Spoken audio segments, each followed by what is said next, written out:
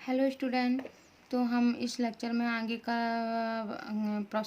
आगे का lecture continue करते हुए हमने कहाँ तक पढ़ लिया था, एलोगेमी, जीनोगेमी और हाइब्रिडिज्म का। इसके बाद हमें क्या पढ़ना है, बेस्ड ऑन फैक्टर। क्या पढ़ना है, based on factor. Based on factor में हम लोग क्या पढ़ेंगे बेटा, फैक्टर मतलब एजेंट्स ऑफ पॉलिनेशन। पॉलिनेशन के कौन कौन से एजेंट्स होते हैं, तो फैक्टर होते हैं बेटा, टू होते हैं। पहला होता है बायोटिक और दूसरा होता है एबायोटिक फैक्टर। अब ये बायोटिक और एबायोटिक फैक्टर क्या होते हैं, सबसे पहले तो हम यही जानेंगे कि ये बायोटिक और एबायोटिक फैक्टर हैं क्या। तो abiotic only A small proportion of plant use abiotic agents, बहुत ही स्मॉल अमाउंट में एबायोटिक एजेंट्स यूज किए जाते हैं। Pollen grain coming in contact with stigma is a chance factor in both wind and water pollination. यानी कि जो biotic आपके agent है बेटा, वो क्या है आपके, वाटर एंड एयर, सॉरी गड़बड़ हो गया। जो आपके एजेंट्स ऑफ पॉलिनेशन में टू टाइप से हैं, एक होते हैं बायोटिक और दूसरे क्या होते हैं, एबायोटिक। तो जो आपके एबायोटिक फैक्टर हैं बेटा, वो आपके हैं by wind and by water.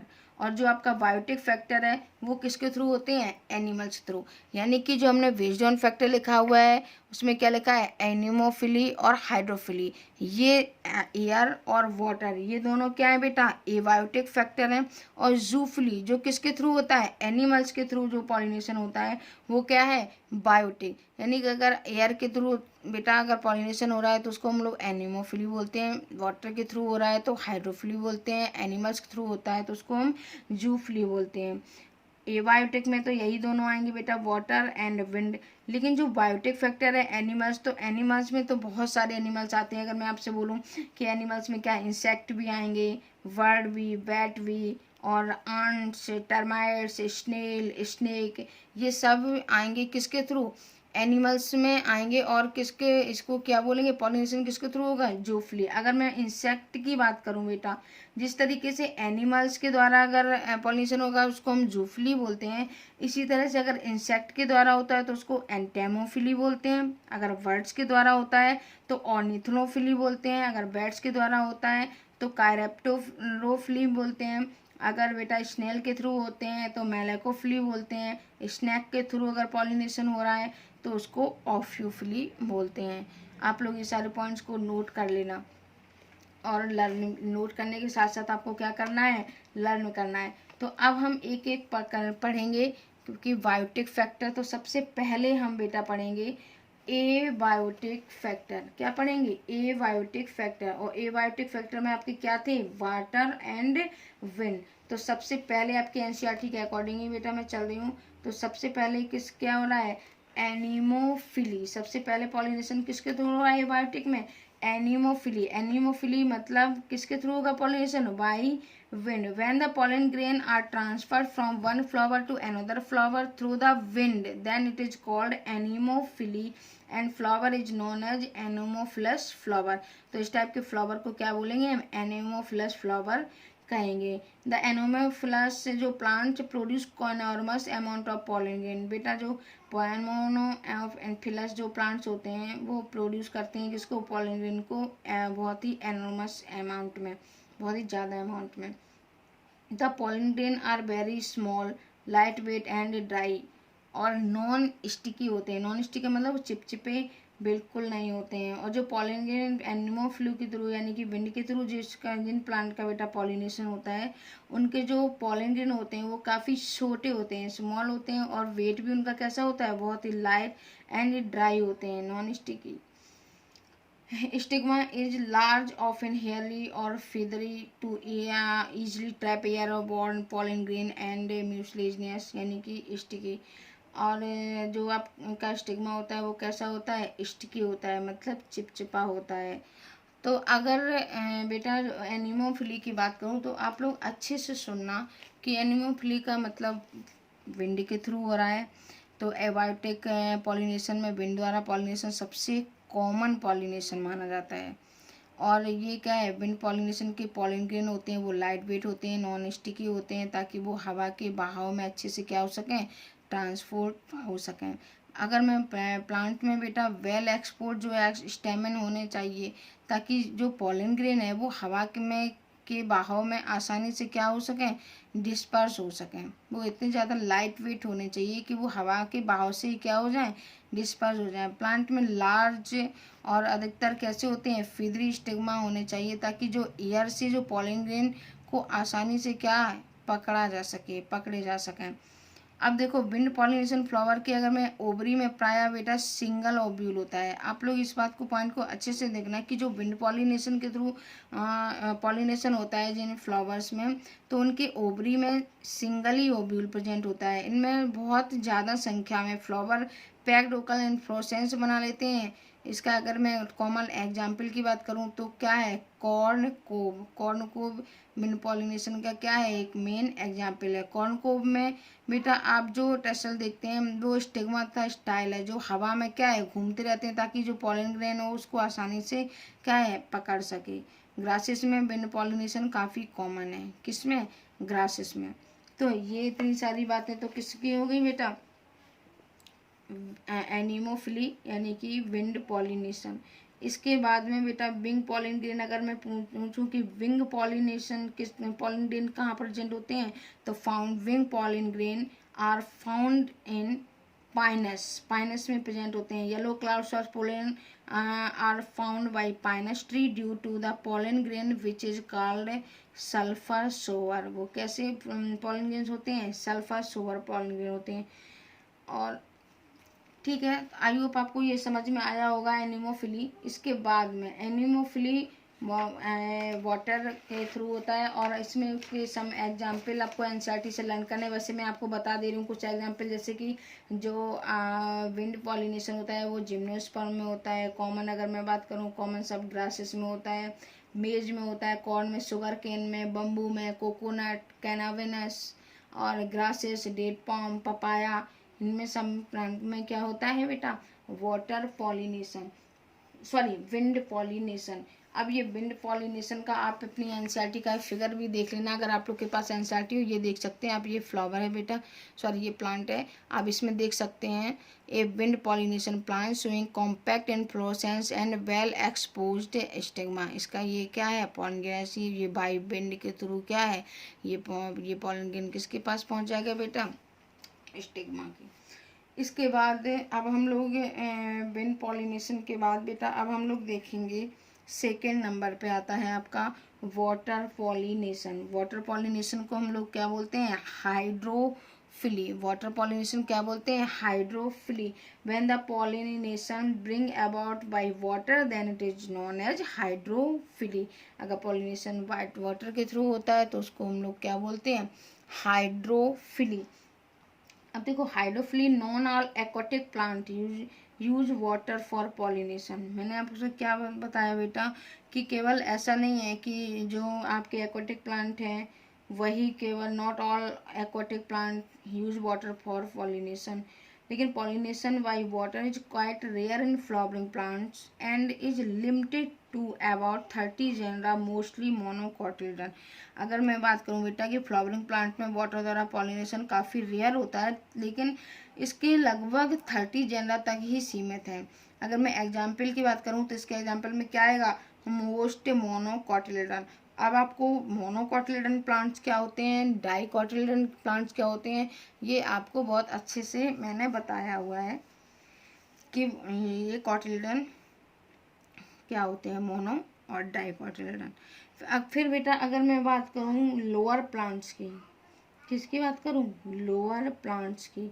अब आपको हायर प्लांट्स और लोअर प्लांट्स मैंने बताया हुआ है 11th क्लास में, अगर आपको नहीं मालूम है तो आप 11th क्लास से रिवाइज कर सकते हैं कि लोअर प्लांट्स ग्रुप जैसे एल्गी, ब्रायो एंड ट्राइडोफाइट। फिर मैं आपको बता दे रही हूँ कि एल्गी, ब्रायोफाइट, ट्राइडोफाइट में जो पॉलिन वाटर के द्वारा ही मेल गैमीट क्या होता है, ट्रांसपोर्टेशन होता है, किसके थ्रू, वाटर के थ्रू, किसमें, lower plants algae, bryophyte and ट्राइडोफाइट।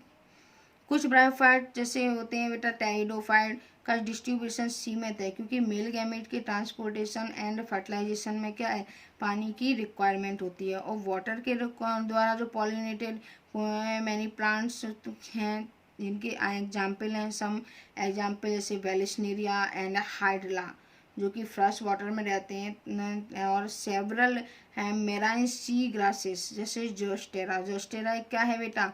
C grasses है, जबकि कुछ कॉमन जिसमें वाटर के थ्रू पॉलिनेशन होता है उन कॉमन एग्जाम्पल क्या है? Vallisneria and हाइड्रला।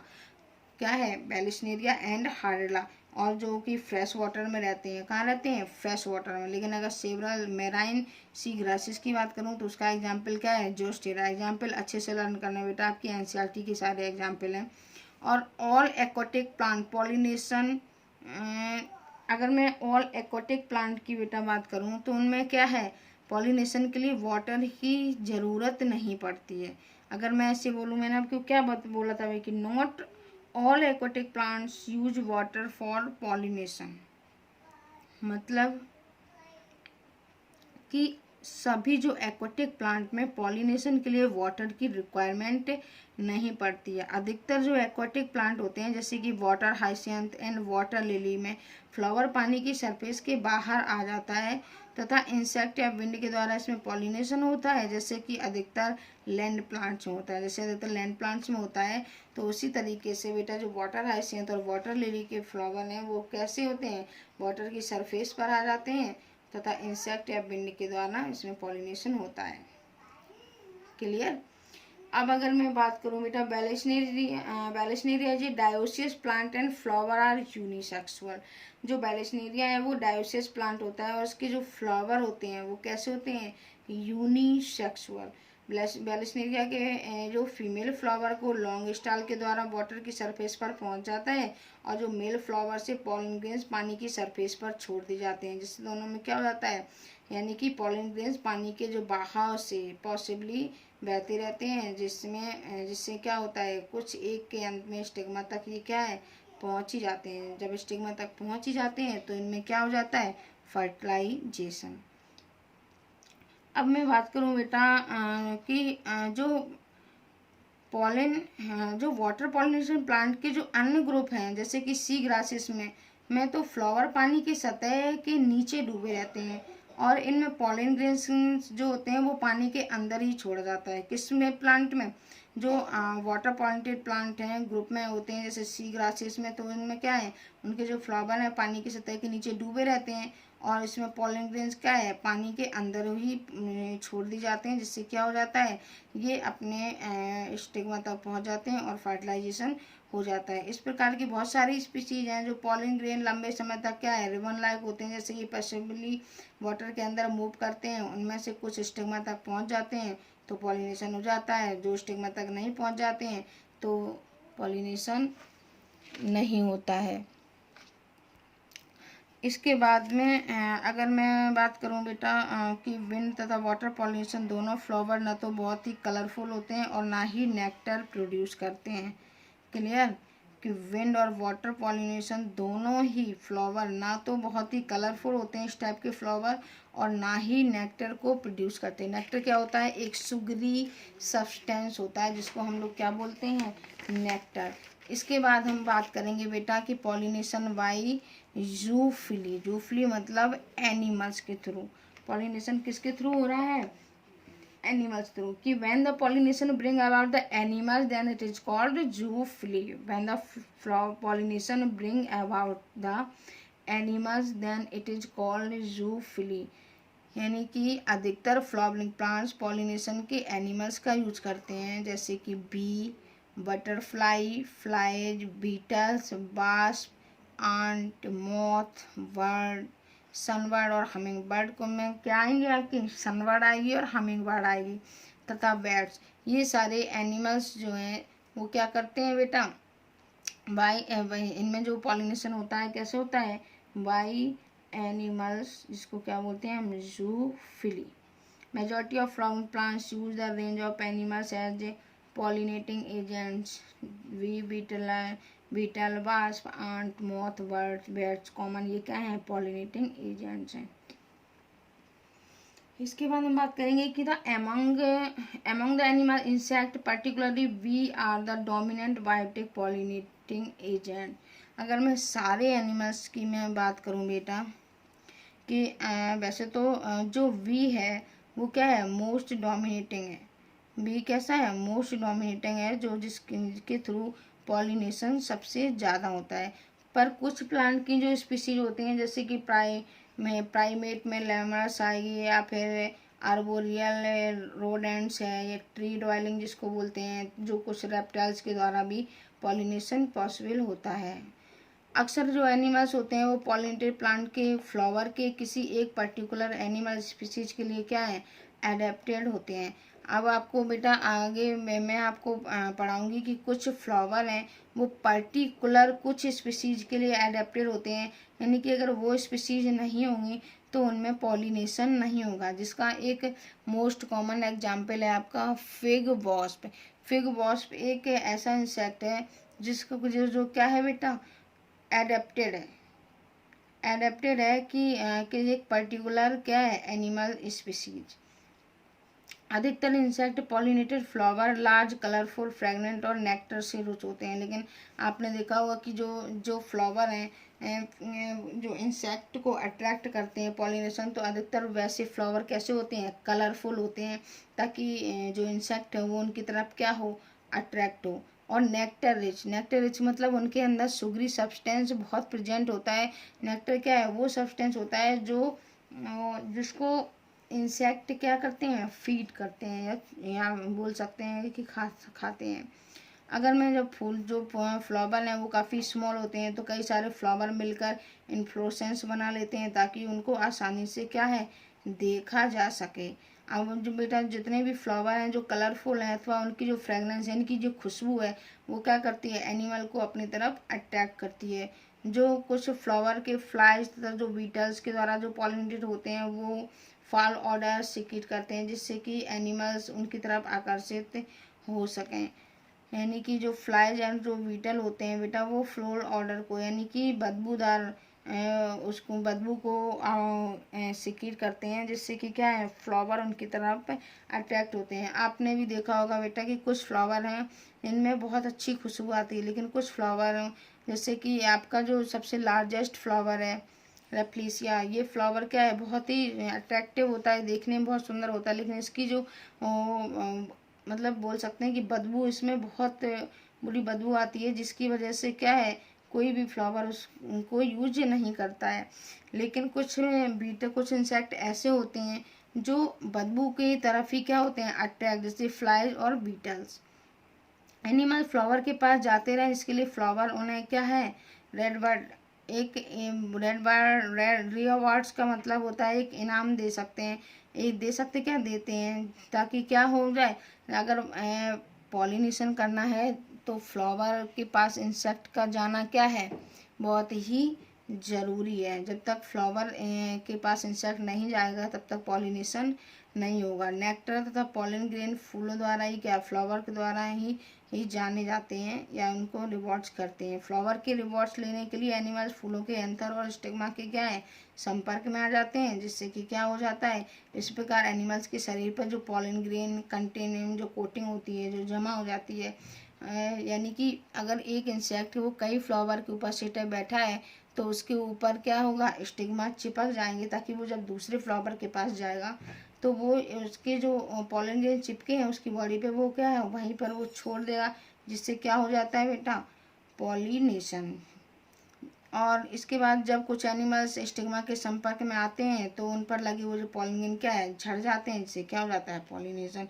कुछ स्पीसीज में फ्लोरल रिवॉर्ड्स के रूप में अंडे देने के लिए सेफ स्थान प्रदान किया जाता है। जैसे अगर मैं बात करूं, यानी कि बेटा कुछ इंसेक्ट होते हैं वो क्या करते हैं कि फ्लावर के अंदर ही अपने क्या देते हैं, एग देते हैं, क्योंकि वो फ्लावर की जो रिवॉर्ड्स हैं, यानी कि फ्लावर बर्ड्स को भी वो अपना क्या है, एक बहुत ही सेफ स्थान समझते हैं, सेफ प्लेस समझते हैं। अगर मैं एग्जाम्पल में बात करूं तो क्या है इसका एग्जाम्पल, आपके एनसीईआरटी में भी दिया है, एमोर्फोफेलस। ये क्या है, टालेस्ट फ्लावर है, लगभग 6 फीट इसकी हाइट होती है। फिर से मैं बोल रही हूँ, एमोर्फोफेलस टालेस्ट फ्लावर है।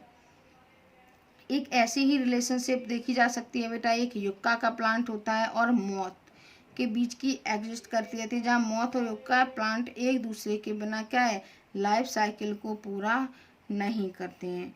ये सारी स्टोरी हैं जो मैं आपको आगे जाके अच्छे से एक्सप्लेन करूँगी कि युक्का और मोथ के बीच में क्या कड़ी होती है, फिग वॉस्प की क्या कड़ी होती है, इन दोनों के बीच में क्या रिलेशन होता है। मोथ अपने अंडे तथा ओवरी के लोक्यूल कैविटी में देती है, तो इसी दौरान युक्का फ्लावर का क्या हो जाता है बेटा, पॉलिनेशन हो जाता है। जैसे ही सीड का डेवलपमेंट शुरू होता है वैसे ही एग से मोथ के क्या है, लार्वा बाहर जाते हैं। कई इंसेक्ट को बिना पॉलिनेशन किए पॉलन और नेक्टर को क्या किया जाता है, कंज्यूम कर लेते हैं। इस प्रकार के जो फ्लोरल विजिटर्स होते हैं को हम पॉलन नेक्टर या पॉलन या फिर नेक्टर रोवर भी बोलते हैं। क्या बोलते हैं, पॉलन नेक्टर या पॉलन रोवर भी बोलते हैं। इस तरीके से बेटा अभी तक हमने पॉलिनेशन के बारे में इतना कुछ जान लिया है। अब मैं अगर आपसे बात करूं तो यहाँ पर एक बात आती है को एवोल्यूशन। किसकी बात आती है, को एवोल्यूशन। तो को एवोल्यूशन का मतलब है कि दो या दो से जो अधिक प्रजातियां एक दूसरे के जैसे ही इवॉल्व करती हैं, जैसे जैव विकास होता है। जब बेटा एक प्रजाति दूसरी प्रजाति पर नज़र रखती है कि उसके अंदर क्या फीचर डेवलप हुए हैं, वैसे ही फीचर अपने अंदर वो डेवलप करने की कोशिश करता है ताकि उनके बीच का जो इंट्रैक्शन है वो क्या है, सक्सेसफुल हो सके। Genetically angiospermic plants follow the insect. और अगर मैं बात करूं बेटा कि जर्नल्स में लिखा है कि जो साइंटिस्ट कहते हैं कि हो सके से कई बार पता नहीं होता। जैसे आपने देखा होगा बेटा पॉलिनेशन के लिए कई बार कई प्लांट्स को इवॉल्व कर लेते हैं, यानी कि एक दूसरे को एक ही अपने जैसी शक्ल बना लेते हैं। जैसे अब वो अपने अंदर एक दूसरे के अंदर ऐसे फीचर डालने की कोशिश करते हैं, अपने अंदर एडेप्ट करने की कोशिश करते हैं ताकि क्या हो, वो शिकार कर सकें। अब इसके बाद में पॉलन ग्रेन जब एंथर से बाहर निकलते हैं तो जनरली वो 2 सेल स्टेज में। अगर मैं ये बात करूँ कि जो पॉलन ग्रेन है वो जब एंथर से बेटा बाहर निकलते हैं तो वो जनरली कैसे होते हैं, 2 सेल स्टेज में। अब ये मत सोचना कि ये अलग से पॉलिनेशन हो रहा था, अलग से पार्ट नहीं है, क्योंकि अभी तक हम लोग क्या देख रहे थे कि जो ट्रांसफ़र हो रहा था वो क्या हो रहे थे, पॉलन ग्रेन। तो पॉलन ग्रेन के बारे में हम थोड़ा सा पढ़ चुके थे, लेकिन थोड़ा सा आपको याद दिला दें कि अब जो हमने आगे लेक्चर में कंप्लीट किया था कि जो पॉलन ग्रेन है जब एंथर से बाहर निकलते हैं तो जनरली वो 2 सेल स्टेज में बाहर निकलते हैं। 60% प्लांट में जब पॉलन ग्रेन एंथर से बाहर निकलते हैं तो 2 सेल कंडीशन में होते हैं। वो 2 सेल क्या होती हैं, एक जनरेटिव या ट्यूब सेल और वेजिटेटिव सेल होती है। जनरेटिव सेल डिवाइड करती है और वो 2 मेल गैमीट को क्या करती है, प्रोड्यूस करती है। जब मेल गैमीट को पॉलन ट्यूब कैरी करती है तो उस कंडीशन को हम क्या बोलते हैं, साइफोनोगैमी।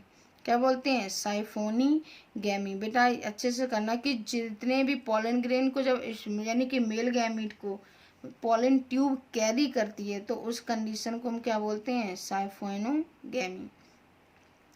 अब आपने देखा होगा कि बहुत सारे इम्पॉर्टेंट पॉइंट फॉर पॉलिनेशन के लिए सबसे ज़्यादा जो बेटा इम्पॉर्टेंट है वो क्या है, honey bee. Bee do not pollination of 80% do not नहीं, bee do pollination of 80% flower. We take nectar and pollen grains. We use UV rays for observing color of flower. वैसे तो इंसेक्ट कलर को क्या है, identify करते ही नहीं है। Insect में फ्लावर के कलर को आइडेंटिफाई करने की बेटा क्षमता नहीं होती है, पर यूवी रेडिएशन को क्या है, ऑब्जर्व कर लेते हैं, जैसे कि blue, purple, violet and yellow flower. मैंने आपसे कहा एडेप्टेशन एक वेरी बोल सकते हैं हम कि इम्पॉर्टेंट थिंग है। कोई भी प्रोसेस इन्वॉल्व होती है तो उसमें अनुकूलन यानी कि एडेप्टेशन एक क्या है, बड़ा ही इम्पॉर्टेंट रोल प्ले करते हैं। एडेप्टेशन का मतलब होता है परिस्थितियों के अनुसार अपने आप को क्या कर लेना, ढाल लेना, अपने आप को चेंज कर लेना, यानी कि coevolution insect and the insect pollination flower. Coevolution insect and the insect pollination of flower. ऐसा माना जाता है कि इंसेक्ट जैसे कीट हैं जो पॉलिनेशन में क्या है, रोल प्ले करते हैं, और एंजियोस्पर्मिक प्लांट जो इस पर क्या है, डिपेंडेंट हैं। एंजियोस्पर्मिक प्लांट का मतलब क्या है, फ्लावरिंग प्लांट जो है वो उसके ऊपर क्या है, डिपेंडेंट है। उनका एक साथ एवोल्यूशन हुआ है, कोएवोल्यूशन कहते हैं। इसलिए हम देखते हैं कि कई बार लॉट्स ऑफ इंसेक्ट, कई इंसेक्ट ऐसे हैं जो पर्टिकुलर जिस प्लांट को वो पॉलिनेटेड करते हैं उस पर डिपेंडेंट है। यदि वो प्लांट खत्म हो जाएगा तो वो इंसेक्ट भी बेटा क्या हो, खत्म हो जाएंगे। और वो इंसेक्ट खत्म हो जाएंगे क्योंकि वो क्या है, इम्पोर्टेंट हिस्सा है। दोनों एक दूसरे के कैसे हैं, इंटरडिपेंडेंट होते हैं। फ्री हैं पर कैसे हैं, इंटरडिपेंडेंट है। यानी कि the pollen grain are transfer to the mature through the agency of insect like moth, butterfly, wasp, bee, beetle.